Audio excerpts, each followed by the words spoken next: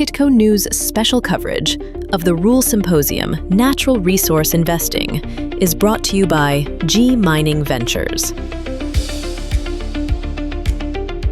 Hey everyone, welcome back to Kitco News here in Boca Raton, Florida, where we're coming to you from the Rule Symposium. Now, it's a great conference, and right now on the ground, a lot of people talking about silver. We're going to have some great content all week, and again, that metal just holding under $37 an ounce after a powerful run from $24 lows earlier this year.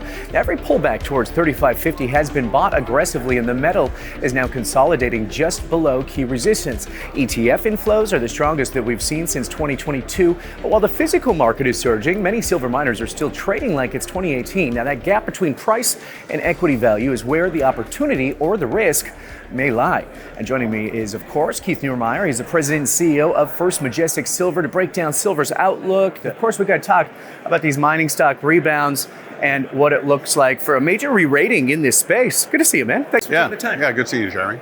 Let's start on that silver price. Last year I saw you at this exact show. It's sitting around $27. We're just below 37. Everyone's still waiting for it to kind of break out. But what's keeping the bid so firm? And I mean, what will kind of be the catalyst for the next clean breakout?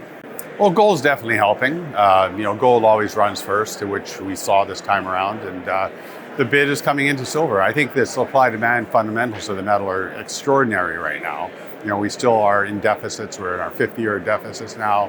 I think the big investors out there are starting to look at silver. We're getting more inquiries today from big funds, big investors, looking at how they should position themselves in the silver space. And, as you know, with the M&A activity that's been going on in the silver space, it's getting smaller and smaller. So First Majestic's in a very unique position, and we're looking forward to, of course, higher metal prices. But the stock, and I know we're going to talk a little bit about it, but the stocks are still lagging. Yeah, stocks are still lagging. I mean, there seems to be this little disconnect. I mean, they haven't really caught up to the metals. We've seen this before. I mean, what's it telling us about the space? Is it about, miners being punished for not executing? Are we kind of more in a market where if you execute, you're going to see the upside? I don't know. It's a tough. I've been in this market for 40 years, and I've seen many bull markets in the mining space, and there's almost a bit of a love-hate relationship. And it is an extractive industry, so there are investors out there that just simply won't play oil and gas or metals or mining. They focus their investments on high tech or industrial stocks or pharmaceuticals and so on, the more normal type of mainstream types of investments. So the mining sector tends to be a bit of a niche, and it is a very small market. The entire silver market is $30 billion. When you have these small markets and niche-like markets, it takes a while for these institutions to wake up and say, hey, look, it's time to start coming into this market. And last time silver was at these prices, our stock was $25 a share. We got a long ways to go. And also at that time, we were producing half of what we're producing today. Yeah, not only to mention, so stock's up about 30% year to date, something like that, 28. Talk to me a little bit about the generalist investor. Are they coming into this space? Are they starting to wake up, kind of like the institutions are?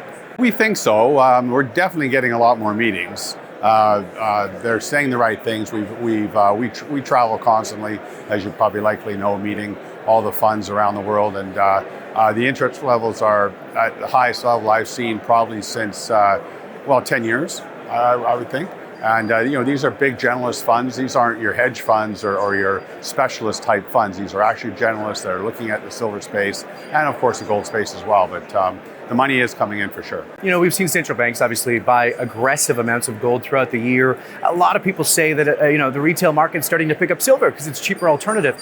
You are an interesting person in this space because you also got the mint, obviously, with First Majestic. So talk to me about the retail side, not only the investment, or is it more towards consumers wanting to stack silver? We haven't seen that. We've been approached by the odd industrial producer of products and that have wanted to sign long-term agreements with us, and we've always turned it down. We want to be spot and sell at spot. Our investors who buy First Majestic want to have that exposure to the metal. So it doesn't make any sense for us to, try to trade the metal. We take the risk, and our shareholders who buy our stock also take the same metal risk that we take. The margins today are great, of course, and We have more cash in the bank today than we ever have had in the history of the company. Our balance sheet is very, very nice looking, and we have our Q2 production numbers coming out tomorrow. Okay. I would suggest people have a look at that. You did touch on the mint. You want me to cover that? Yeah, absolutely. Oh, okay. Yeah, so the mint, we've been selling retail products, like this. This is a 1 kilo, bar that we produce. This is our own production. This metal comes from Mexico. It goes into a refinery. Then it goes into our mint in Nevada, where we produce these products. And we have a website, firstmint.com, and people are welcome to go to it. But we decided to do our own mint because we were being bottlenecked by the current mints out there. They just couldn't supply us with the product, and we were selling a retail product similar to this since 2008. And 2 years ago, I just got very frustrated and said, let's do this ourselves. It took some time. We had to hire all new people, and we're a mining company. We're not a minting company, so there's a bit of a learning curve there.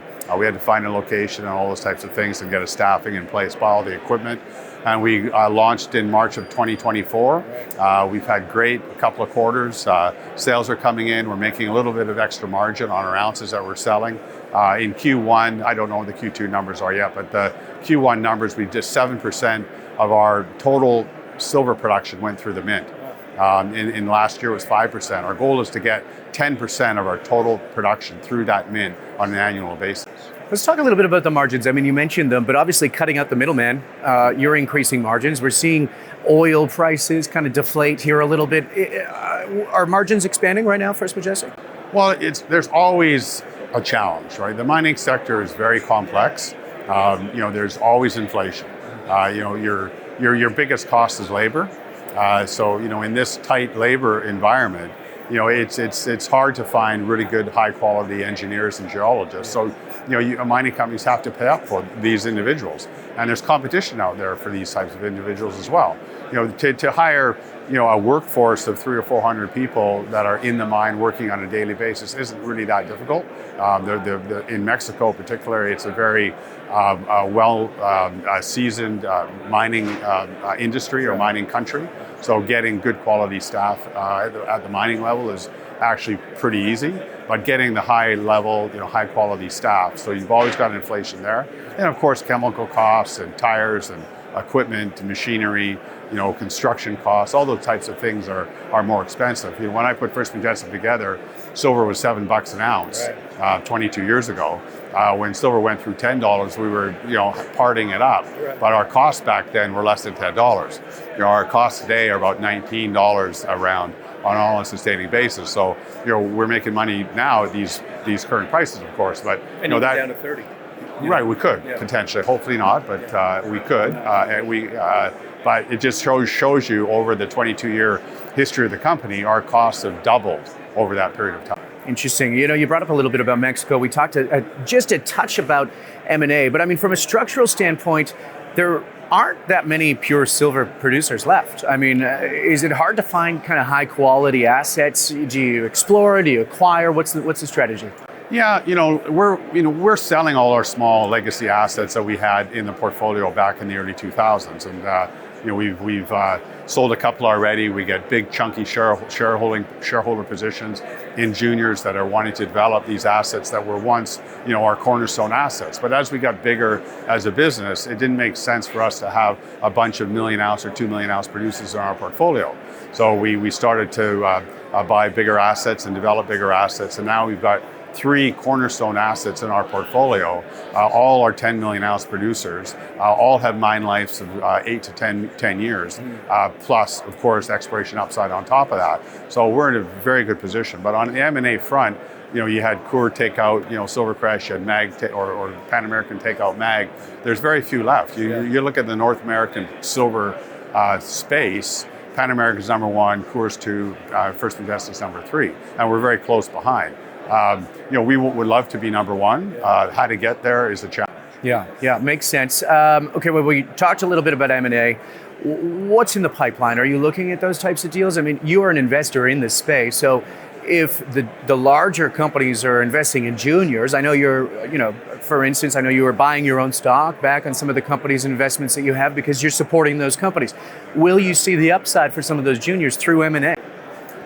Well, the junior space is always the last to go. So, we saw the producers, led by Newmont and others, the majors, start to perform quite nicely, and Ecos and so on. And then it's now come to, the mid-tiers, our level, our stock is up about 30%, as you said, year to date. Still like super cheap as far as I'm concerned, but but the money is coming in. And now you're seeing bids coming into the exploration space, which is really good to see. I own some personally. I own a couple of names. First Majestic owns a couple positions and some juniors as well. So we monitor the space, very closely. But for us, as First Majestic, as a major silver producer, it doesn't do us any good, as I said earlier, that we're going to just go buy a bunch of exploration companies because you've got permitting. I remember I saw a presentation by a CEO just about a year ago. It takes about 18 years from discovery to production. That's a lot of time, and it's a lot of risk. So you've got a lot of money, a lot of shareholders that have put money in, long-term investors. It's a very tough industry to get to a producing state. And so, we don't for us, we don't want to buy an unpermitted asset.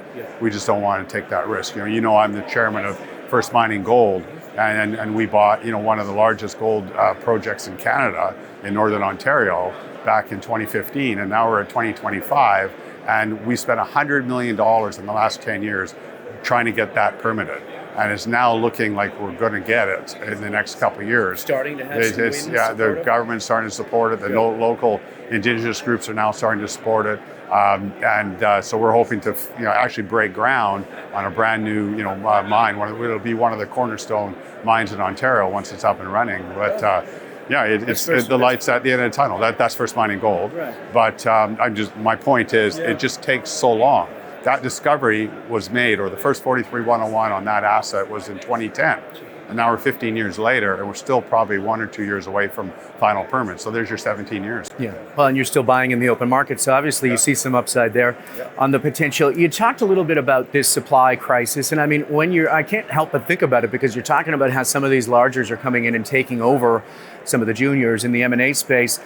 How big is this structural supply crunch? I mean, you can't just open a new mine. So where are we at? I mean, we've been talking about supply and demand on the silver side, but where's the actual market at?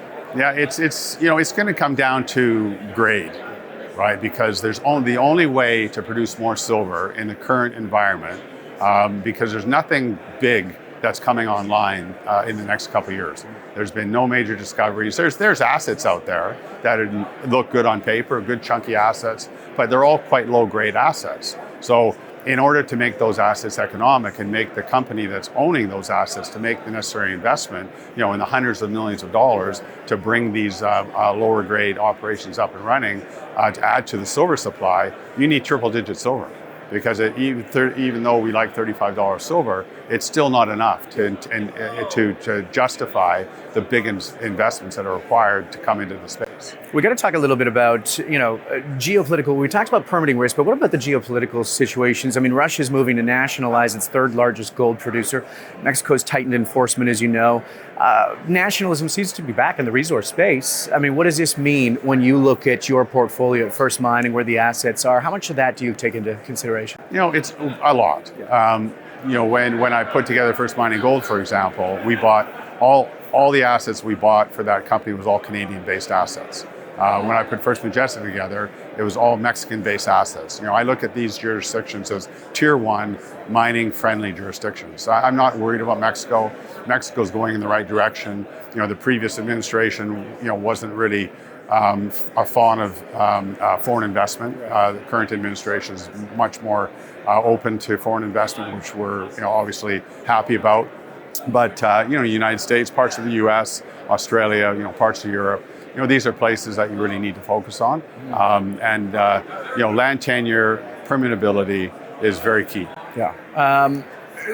What about tariffs? I mean, we zoom out a little bit. We could talk about the macro before we let you go. I mean, the tailwinds are kind of building here. I mean, what do you think is the number one macro driver over the next year to 12 months for silver, and what's priced in?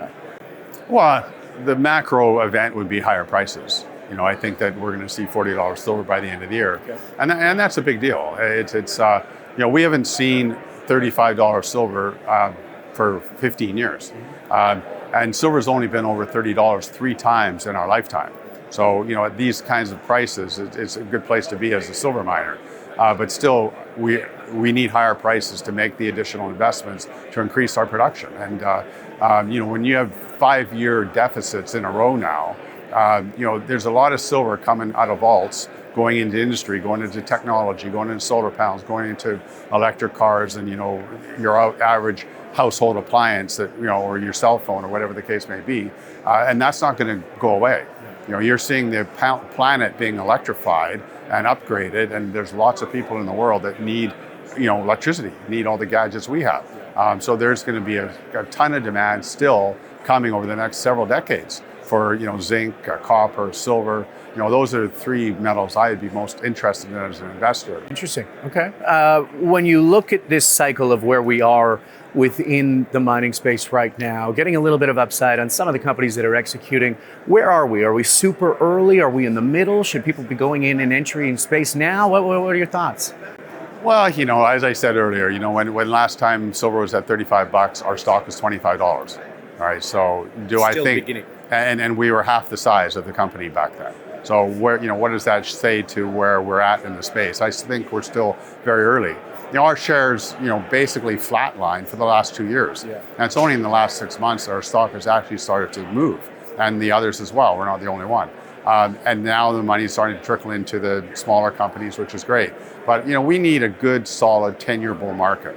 An 02 to 2012 was a beautiful, fun time for the mining sector. And I think we're going to see that again. I think we're in the early stages of another 10-year run. Yeah, Q2 just coming to fruition here. Some of these larger, Agnico, you guys, these numbers that are coming out are bound to be bigger than they were last quarter. Yeah. Well, our Q2 production numbers are coming out tomorrow. Maybe this interview will be after that comes out, but nevertheless, it will be tomorrow as of today. And I would suggest people have a look at that. But our balance sheet is at the strongest it's ever been. And the cash position is wonderful to see. As a CEO running this company for 22 years and looking at our cash balance, it's pretty nice. Yeah, no kidding. I don't doubt it. Okay, before I let you go, $40 silver before $3,600 gold? What comes first? I was listening to a podcast just this morning, and they were thinking $4,100 gold and $41 silver by the end of the year. So we'll see. It's a bit of a guessing game. Well, yeah, it all is. And of course, we're guessing here. What's the best jurisdiction for silver in this year, 2025? Wow, Mexico.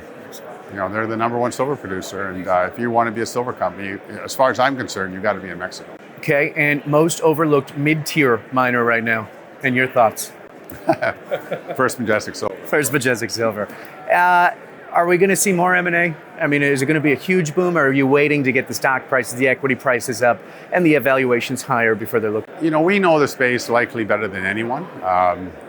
We have a team of M&A, our M&A group internally, and we're always watching news releases. We're always measuring what's going on out there. We have our eyeballs on stuff, but as I said earlier, we need to get a good chunky asset with hopefully permits in place and a runway to production. Yeah, nicely said. All right, Keith Neumeyer, CEO of First Majestic. Appreciate your time as always, and thank you for joining us. We're going to be here all week over at the Rule Symposium here in Boca Raton, Florida. Make sure to hit the subscribe button and stay tuned. Kitco News special coverage of the Rule Symposium Natural Resource Investing is brought to you by G Mining Ventures.